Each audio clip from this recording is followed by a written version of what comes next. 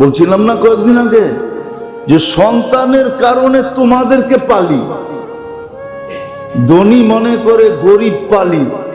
আল্লাহ বলে, আল্লাহ রসুল বলে, গরিবের কারণে তোকে পালি। আনতুম তুরজাকুনা বিগুরাবাইকুম, শক্তিশালী ভাবে দুর্বলকে আমি চালাই। অথচ হাদিস বলে আনতুম তুরজাকুনা বিদুআফাইকুম, ও শক্তিশালীরা তোদেরকে পালতেছি দুর্বলের কারণে।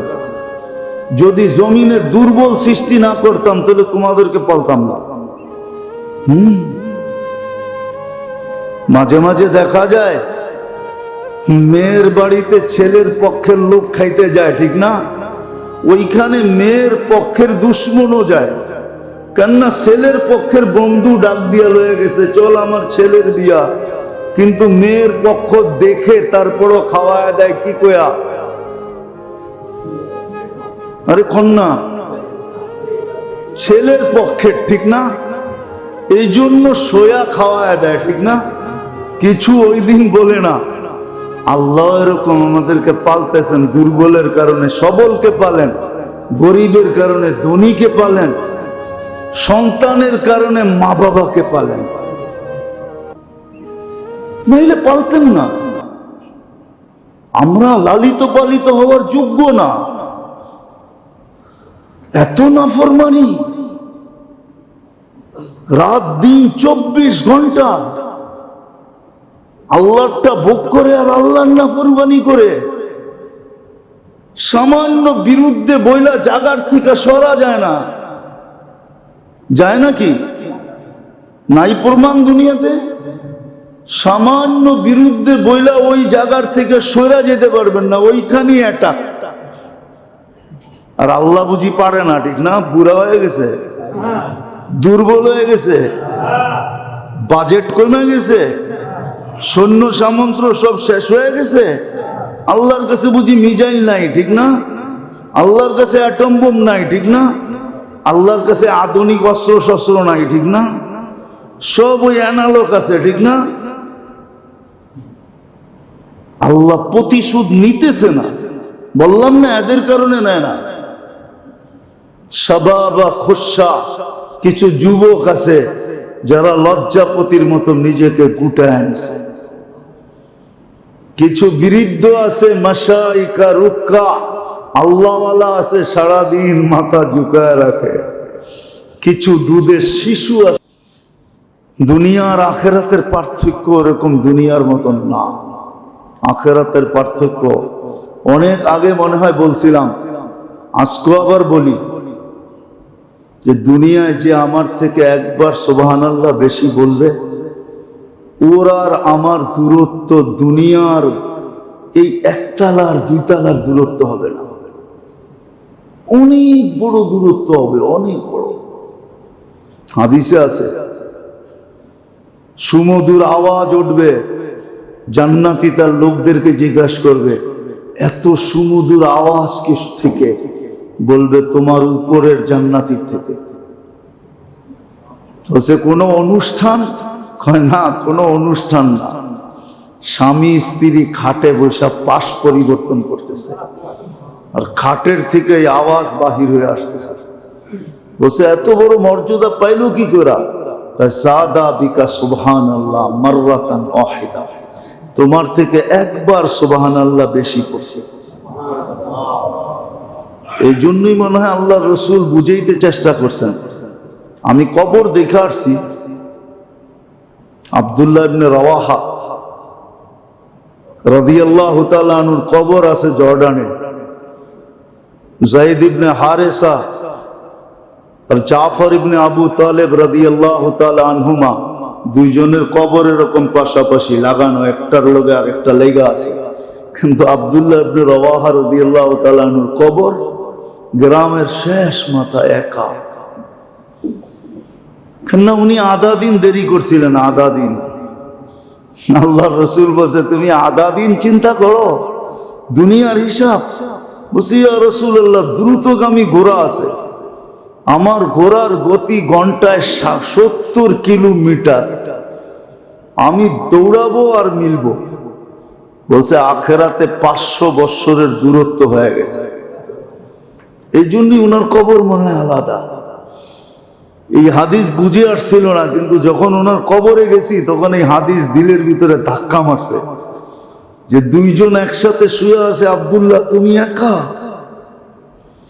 এইখানেও তোমাকে দূরত্ব করে দিল, আখেরাতের দূরত্ব এইখানেও হয়ে গেল, তোমার কবরটাও আলাদা, তিনজনের সাথে দিল না একসাথে।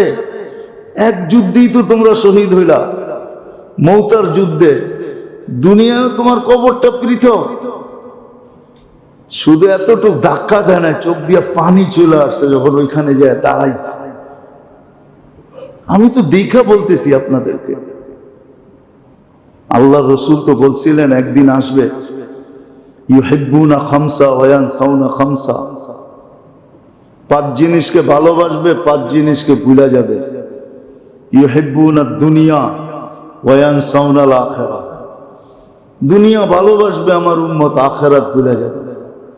ইউহিব্বুনাল হায়াত, জীবিত থাকা ভালোবাসবে, ওয়া ইয়ানসাউনাল মউত, মউতকে ভুলে যাবে। ইউহিব্বুনাল কুসুর ওয়া ইয়ানসাউনাল কুবুর, ঘরবাড়ি ভালোবাসবে, কবর ভুলে যাবে। যে এত দামি বিছনায় থাকি, মাটিতে কেমনে থাকবে, কবর ভুলে যাবে। ইউহিব্বুনাল মাল ওয়া ইয়ানসাউনাল হিসাব, খালি মাল ভালোবাসবে, এর পিছনে যে হিসাব হবে এটা ভুলে যাবে। ইউহিব্বুনাল খালকা ওয়া ইয়ানসাউনাল খালিক, সৃষ্টিকে ভালোবাসবে। আজ পর্যন্ত বাংলাদেশে যত যুবক যুবতী পরকীয়ালারা যত প্রেমিককে পাওয়ার জন্য বিষ খাইছে, গলায় রশি দিছে, নদীতে ঝাঁপ দিছে, আর ট্রেনের নিচে ঝাঁপ দিয়া জান দিছে, আল্লাহর জন্য কয়জন দিছে? সৃষ্টিকে ভালোবাসবে, আল্লাহকে ভুলে যাবে। ফলাফল কি দাঁড়াবে? আল্লাহ রসুল বলছে আনা বারিয়্যুম মিনহুম ওয়া হুম বুরাআউ মিন্নী, তোমরা আমার ধার ধারণায়, আমিও তোমাদের ধার ধারবো না। তাহলে রসুলের দোয়া আপনার আমার পক্ষে করতে হবে। বলছে তোমরা আমার ধার ধারণায়, আমাকে পুরা ভান্ডারের চাবি আল্লাহ দিয়া দিতে চেয়েছে, আমি তোমাদের দিকে তাকায় চাবি নেই নাই। আমাকে মক্কার পাহাড় গুলাকে সোনা বানায় দিতে চাইছে, আমি তাও নেই। আমি জীবনে 23 বছরে ময়দার রুটি কোনোদিন চোখেও দেখি নাই, খাম তো দূরের কথা, তোমাদের জন্য সব বিলীন করে দিছি। 23 বছর চোখের পানি শুকাইতে দিই না, আরো সে যায় তোমাদেরকে ভুলি নাই, এখনো বলেন নাই, কিয়ামতের মাঠেও বলবেন না। আর তোমরা আমার ধারেই দাঁড়ো নাই, তা আমি তোমাদের ধার ধারবো কি করে? আজকে মনে হয় এটাই হয়ে গেছে। এক সময় মনে হয় শুনাইছিলাম আপনাদেরকে যে বৃষ্টি হয় না হয় না হয় না হয় না, মুসা আলাইহিস সালামের জামানায় তো বৃষ্টির দোয়ার জন্য বাহির হয়ে বসে, চলো বৃষ্টি হয়ে যাবে। কয় দোয়া করলাম না, হবে কোত্থেকা? কয় পিঁপড়ায় দোয়া করছে, বৃষ্টির ফয়সালা হয়ে গেছে। পিঁপড়া আবার কি দোয়া করলো? পিঁপড়ায় দোয়া করছে লা তুআযিবনা বিযুনুবি ইবাদিক, আল্লাহকে থ্রেট দেওয়ার মতো বলে দিছে, লা তুআযিবনা, আমাদেরকে শাস্তি দেন কেন? বিযুনুবি ইবাদিক, গুনাহ করে বান্দা, শাস্তি দেন আমাদেরকে। খরার খরা, খাদ্যগুলা শুকাইতে শুকাইতে কাঠ হয়ে গেছে, দিছেন নরম নরম দাঁত, দাঁত ভাঙ্গা যায়, একটা খাদ্য ভাঙ্গা খাইতে পারি না, না খায়া আসি কবের থেকে, মরা যামু, আমাদেরকে শাস্তি দেন কেন? বাস পিঁপড়ার দোয়া কবুল হয়ে গেছে, বৃষ্টি ঝুমঝুমায় চলে আসছে। আল্লাহ তো এই কারণে পালতেছেন, নাহলে পালতেন না, কসম খোদা। আজকে মুসলমান যে দুরবস্থার শিকার, সারা দুনিয়ায় যেদিকে তাকাইবেন ওদিকে হাহাকার হাহাকার হাহাকার। সারা দুনিয়ার মুসলমান এখন আতঙ্কের ভিতরে বাস করতেছে। এই জন্য এক কিতাবে লেখা আছে, সাহাবাদের দিলের ভিতরে মখলুকের সৃষ্টির কোনো আতঙ্ক ছিল না। কেন? সৃষ্টির আতঙ্ক রাখার জায়গাই ছিল না। পুরাটা দিল আল্লাহর ভয় দিয়া ভরা ছিল। এখন একটা বোতল যদি ভরা থাকে, ওইখানে আরেকটা জিনিস নিবেন কি করে? তো সৃষ্টির কোনো আতঙ্ক দিলের ভিতরে ছিল না। আবার এটাও ছিল যে আল্লাহর আতঙ্ক দিলে ঢুকানোর কারণে সৃষ্টির আতঙ্কে থেকে আল্লাহ তাদেরকে নৈরাশ করে দিয়েছেন। সৃষ্টির আতঙ্ক তাদের কাছে ছিলই না। ইতিহাস উঠান, দেখেন কোন সৃষ্টির আতঙ্ক তাদের সামনে ছিল না। কোন সৃষ্টির আতঙ্ক ছিল না। আল্লাহ রসুল শিক্ষা দিয়েছেন। সকালবেলা ফজর নামাজ পড়ে এসে জিজ্ঞাসা করতেন, ঘরে কিছু আছে আজকে? তো আম্মাজানরা বলতেন কিচ্ছু নাই। আমি রোজার নিয়ত করলাম। তাহলে রোজার সওয়াব। আর যদি কিছু থাকতো তাইলে ওটা খায়া নিতেন, আর রোজার নিয়ত করতেন না। তো মুসলমানদের তো শিক্ষা এটাই ছিল যে ঘরে নাই রোজার নিয়ত, ঘরে আছে খামো। রোজার সওয়াব। আতঙ্কের তো কিছু নাই, চিন্তার তো কিছু নাই, অন্যের মাথায় বাড়ি দেওয়ার তো কিছু নাই যে ঘরে নাই আমাকে কারো মাথায় বাড়ি দিয়ে আনতেই হবে। আরে নাই, রোজা রাখো। শিক্ষা তো এটাই ছিল। আজকে সারা দুনিয়ার মুসলমান আতঙ্কিত কেন? এত কিছু শিক্ষা দিলেন, সাহাবারা তো আতঙ্কিত ছিল না। সমুদ্রের থেকে আতঙ্কিত ছিল না, পাহাড় থেকে, পর্বত থেকে, কোনো জিনিস থেকে আতঙ্কিত ছিল না। কেননা দিলে জায়গাই ছিল না। আতঙ্ক নিবে তো নিবে কোথায়? এক আতঙ্ক ছিল আল্লাহ, আল্লাহ নারাজ হয় কিনা। তো আমাদেরকে তো সব পদ্ধতি শিখিয়ে দিয়ে গেছিলেন। তা সত্য মুসলমান ওই কবির কথাই সত্য। যদিও আল্লামা ইকবাল লিখছিলেন, वो मुअज़्ज़ज़ बने हैं आमिले कुरान होकर, वो मुअज़्ज़ज़ बने हैं आमिले कुरान होकर। যারা সম্মানিত ছিল কোরআন মাইনা, हम जलील ও খার है तारे के कुरान होकर। আমরা আজকে সব আছে, সত্য কথা। আপনি আমার সাথে ঘুরেন আর দেখেন, মুসলমানের ঘরে যত প্রসাধনী আছে, কোন বিজাতির ঘরে এত প্রসাধনী নেই। দুই চারজন নাম করা ছাড়া। হ্যাঁ, হইতে পারে প্রেসিডেন্ট হাউসে আছে, কিন্তু সাধারণ মুসলমানের ঘরে যত প্রসাধনী আছে, মুসলমান যত প্রসাধনী ব্যবহার করে, মুসলমান যত কাপড় ব্যবহার করে, আমার তো বিশ্বাস ঢাকা শহরের আলমারিতে যত পুরান কাপড় আছে, এগুলা যদি আলমারির থেকে বাহির করে খালি রোডে রেখা দেয়, তা আমার মনে হয় এটি সরাই তো সিটিওয়ালাদের কয়েক মাস লাগবো খালি এটি সরাইয়া রাখবো কুইনিয়া। কি মনে হয় বুঝাইতে পারি না।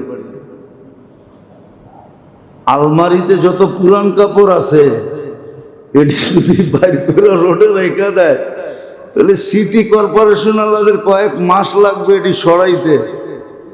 ওরও চিন্তা করবো এগুলা রাখমু কুইনিয়া। তোরা আবার ওই বিদেশের মতো চিন্তা করবে কোন দেশে এগুলা পাঠায় দেওয়া যায় কিনা। যত পুরান কাপড় আমাদের আলমারিতে পড়া আছে, প্রত্যেকটা বাড়ির আলমারি ভরা কি দিয়া বলেন? নতুন কাপড়। কাপড় তো একবার পরলেই পুরান হয়ে যায়, সব পুরান কাপড় দিয়া। আর যদি এমন হতো যে এই বছর 4 জোড়া পড়ছে, আবার 4 জোড়া বানাইছে, তো এই 4 জোড়া চলে গেছে, তাহলে মনে হয় আমাদের ঘরে এত আলমারিরও দরকার হইতো না।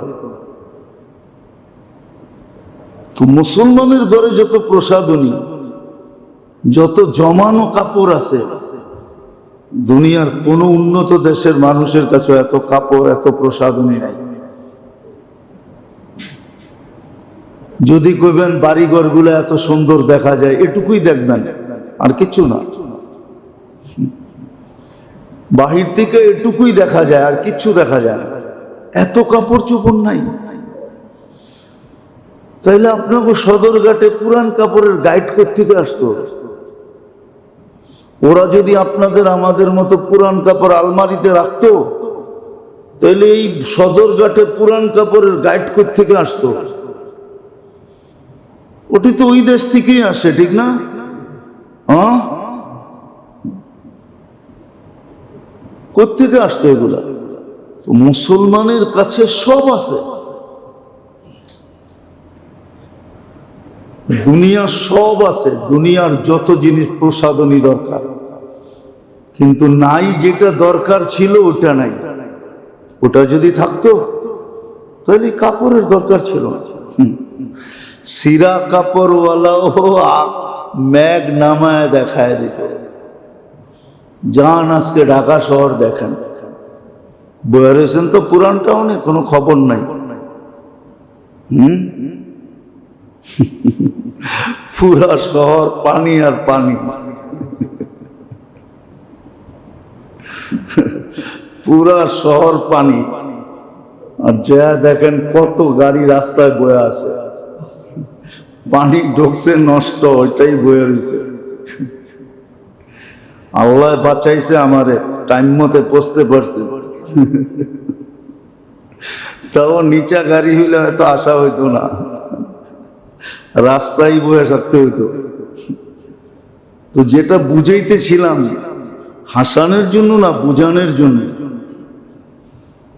আল্লাহ সুযোগ দিছে, এটাকে কাজে লাগাই, মনে প্রাণে কাজে লাগাই।